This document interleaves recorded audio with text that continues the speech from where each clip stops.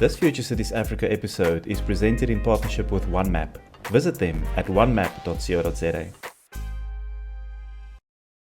As part of the OneMap series on integrated digital mapping, my guest today is Monica Rolo. She's an industrial engineer at Curro, an independent school network in South Africa. We'll be looking in particular at how spatial analysis can be used to understand and address educational needs. Before we get into that, Monica, welcome. Give us a brief introduction to your role and background. As you said, I studied an undergrad in industrial engineering. And what's amazing about industrial engineering is it kind of gives you a broad overview of a wide variety of different fields. And then through that, I kind of developed a passion for data science, optimization, and programming. And then that's kind of why I decided to do a master's. So as I said, it kind of gives you, my undergrad gave me a touch of everything, but then I decided to dive deeper into the data science field. My master's kind of focused on obtaining optimal weighting areas for drivers of transportation network companies. So these are companies like your Uber, Taxify, Lyft, et cetera. And then these weighting areas were found by using unsupervised learning to cluster historical pickup points. As you can imagine, these historical pickup points are made up of latitude and longitude coordinates.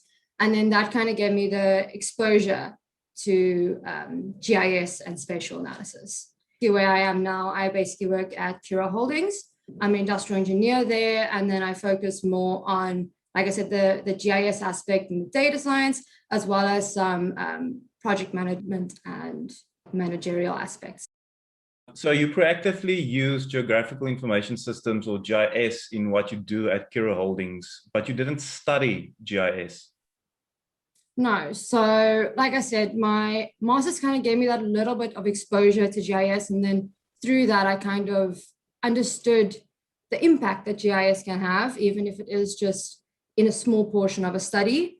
If I could say anything, it's more that I use GIS to aid in my analysis. So I more used it as a tool just to enhance what I was already doing. And that can be applied to various things. You know, it just gives that extra aspect or elements to the analysis that wasn't present before. So what societal need does Curro Holdings address? Curro Holdings basically is an independent school network, and our vision is to make independent schooling available to all learners within Southern Africa. And then this is basically done by acquiring schools, developing schools, and management of independent schools throughout South Africa, as well as a selected few other areas throughout the African continent. And then through this, we also want to ensure that each learner is accommodated for. And then on top of that, it also adds to the placement of schools. So as you can imagine, we want to place a school where it makes the largest impact. And then that's kind of where the GIS and spatial analysis comes in. So Curro has got ambitious plans, but there must be some major challenges that you are facing. What are some of those, and how are you addressing them? The major challenges, as you can imagine, it's a challenge throughout South Africa, is basically getting clean, reliable data. So if the basis of your analysis is incorrect, so for example, the location of learners is incorrect, then the whole analysis is unreliable. For example, determining learner numbers, et cetera, if we don't have the correct location of the learners, then we won't know exactly the type of learner we're getting in that school. And then another challenge, like I said, Curro has a very wide market. It's quite a challenge just trying to make sure that each learner, regardless of their background, regardless of their needs, is accommodated for and is satisfied and gets quality education. And then kind of looking at solving these three big major challenges that you've just mentioned, how are you using data analysis, geographical information systems, and these kind of newer type of technologies to solve these problems? The first one, basically getting reliable data. So obviously, if you do have sources that do have reliable data, then that's first prize. But if you can't, then the next best thing would be to gather the data yourself. So in the form of user forms, and if possible, try to include that geographical component. So maybe gather the data on a map. Just so again, it adds that extra dimension to the data that you're collecting. And then furthermore, make sure that data collection process, that the fields they have very little free text. So limit the user selection just to enhance the information and the quality of the information that you're getting. The second one, with regards to understanding the learner better, I think in that aspect, we try to, like I said, plot our learner information. And then through that, when we have our learner location, we can kind of enrich our current learner data with the area information, so that we know, okay, this learner comes from this type of area.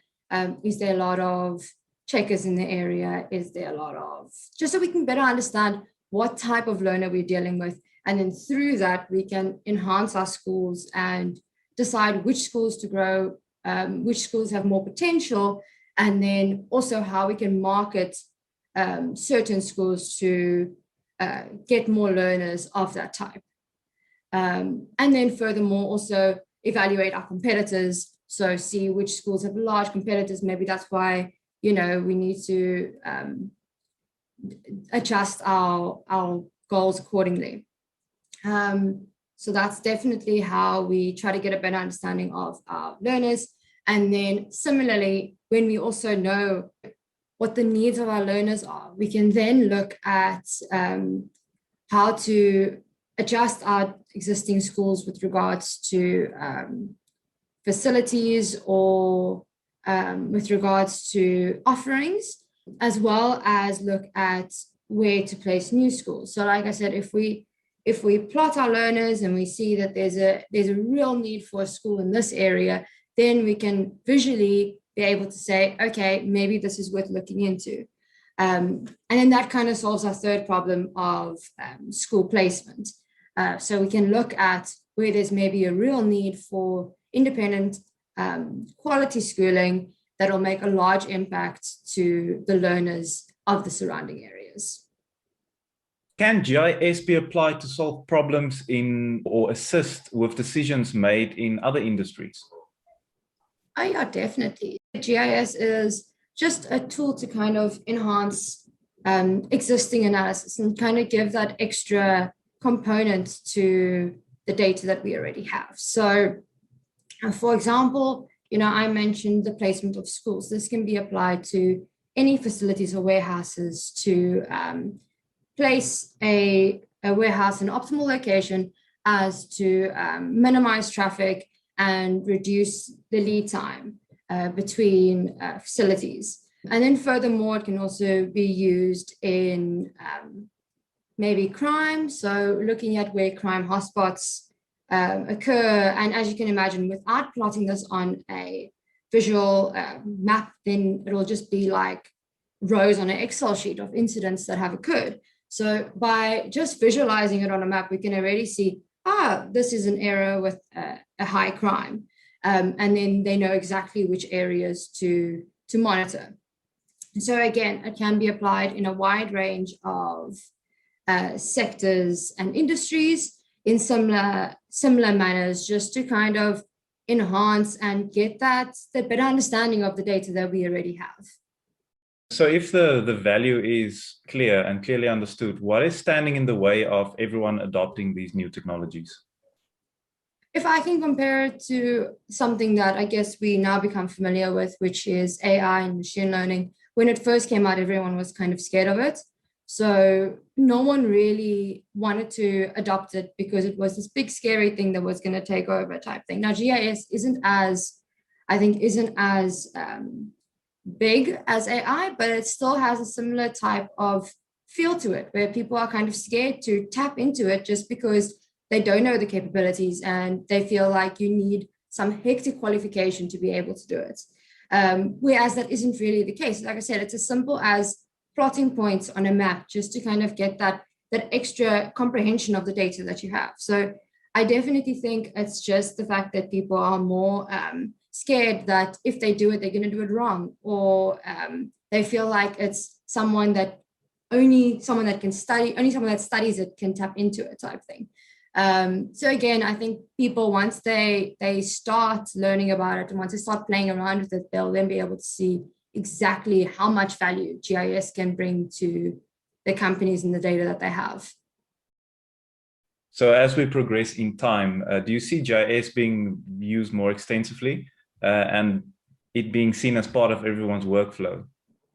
Yeah, definitely. So for example, it can be used to look at, for example, shops near me, or, it's stuff that we use every day without even realizing it. Like when we go, especially now during COVID times where deliveries and, going out into the world is becoming less and less, where we can literally just go, oh, I want to shop at Woolies quickly. Okay, this is what I need. This is where I am. That's all GIS, trying to get your location, trying to find the Woolies nearest to you, and then get a driver to go pick up the products there and drop it off at your location. So it's definitely becoming more and more important with regards to GIS and trying to find whether it's shops near you or optimal locations. So again, even those companies need to find optimal routes to try and get to all the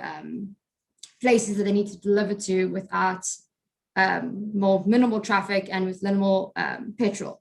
So with regards to all of that, that's all kind of GIS involved. And again, this can be used for example, with maybe in the medical facilities, maybe looking at if someone has an incident, how to get there as quickly as possible. The applications of it are so broad, and I think it's only when you do something as simple as taking data you have, adding that geographic component, and just visualizing it on a map that you can actually see like, wow, this makes so much more sense, or this is why this was happening. So for example, maybe for us, we could be like plotters and then be like, wow, there's actually no learners surrounding that school. That makes sense. That's why the school wasn't doing as well. Or maybe there's a school where it's booming, this area is doing so well, and we can exactly see which areas we need to nurture more and then which ones we actually need to just maintain. So with regards to that, I definitely think the applications are extremely broad, and it definitely has that day-to-day applications, like you were saying, in the future. If you were a manager in an organization, how would you go about encouraging and upskilling your staff to be comfortable with these new kinds of technologies? I think the best way would be because we are, the way humans are programmed, we kind of want to see how it'll benefit us. So I think if you show them data that they're familiar with, that they've been working with every single day, and you show them how GIS can influence it and help them understand it better. So like I said, for example, if you're looking at the delivery service, if they want to see where all their people that they need to drop off to, if they can see that on a map before even starting their route, they can already get a nice overview of, wow, okay, this is exactly where I must go. That makes sense. Whereas if you just tell them, take route A, B, C, they're following those instructions, but they don't know why. They don't know if it's the best route. They don't know if you're wasting their time, et cetera, et cetera. So if you kind of just show them, give them a better understanding of why you're telling them to do what it is, then it makes them more motivated to do those exact things, right? So I think the best way to adapt people into GIS and to get them to use it is to show how it'll benefit them, and then also show them how easy it is to implement. So like I said, it's literally taking latitude and longitude coordinates and plotting it on a map. It's that simple. So I think if you just emphasize that and show them the value that it brings for minimal effort, then it's honestly, it's a no-brainer type thing.